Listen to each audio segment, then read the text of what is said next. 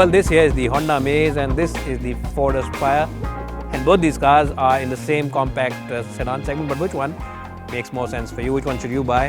Considering all things, we'll try and answer that question by the end of this review. But do let me know which one you think looks better in the comments below. You can also follow me on Instagram. My handle is Backseat1. Get started. Well, the first thing that will truly impress you about the Aspire is this. That's a solid sounding and very reassuring thud. Let me just do it once more.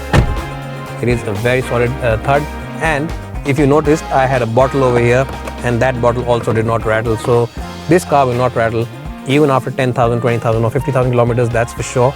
It is a very solid car.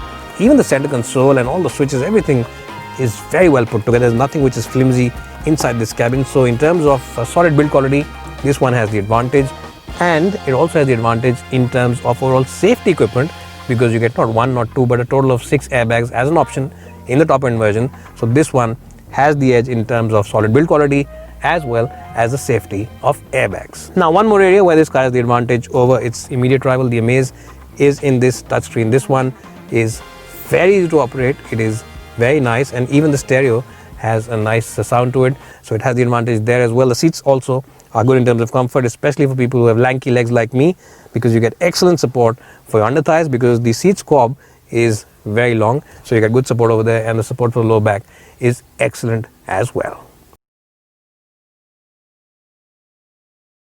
Well, so the first thing that you'll notice inside this car is the fact that this car feels a lot more open and a lot more brighter than the Aspire, and you get nice black as well as beige combination, which means that this car has a slight sporty touch to it, which the Aspire lacks. In terms of seat comfort, both of them are pretty close, but this one has the advantage because the seat cushioning just feels a little more softer and also feels better padded than the Ford does. But really, it is neck and neck. The only thing that this car lacks is, of course, that option of 6 airbags, which the Aspire offers. So that car has the advantage of that. And also, this one doesn't have automatic wipers. Well, talking about the back seat and isolation, the seats of the Aspire are quite good. You get a decent backrest angle. The seat squab is also quite okay, and there's decent knee room as well as headroom. Well, so the first thing that you'll notice when you come inside this car is the fact that the backrest angle is very good. It's a very good car for backseat comfort, and the support for your under thighs also is very good. Now, you get good knee room as well, and the front seats have been raised, so there's good place to stretch your feet. Now, my height for reference is 5'10", in case you have forgotten, and I always adjust the front seat for my height and my driving position. So for someone who's about 5'10", 5'11", there's loads of space inside. Even if you're about 6 feet, you should be quite okay in terms of headroom as well as knee room. You also get a nice center armrest where you can keep a couple of chilled Diet Cokes. And what I'm essentially trying to say is that this car is better than the Aspire for sheer backseat comfort.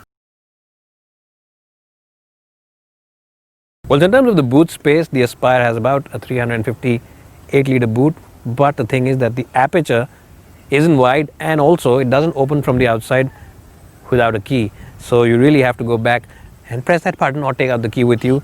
So in that department, it's far behind the Amaze. And as you can see, I'm just about managing to lean myself over here, and I can't sit on it on the ledge of the car, unlike I can on the Amaze. So if it's a rainy day like it is today, well, you know what I mean. Well, in terms of the boot space, it's easy to see that the Amaze has the advantage. This one has a 420-litre boot, but that's not all. The aperture is nice and wide, and there's also a bit of a ledge where you can sit over here all day long. And if it's an overcast day like today, you can have some chai and enjoy the scenery.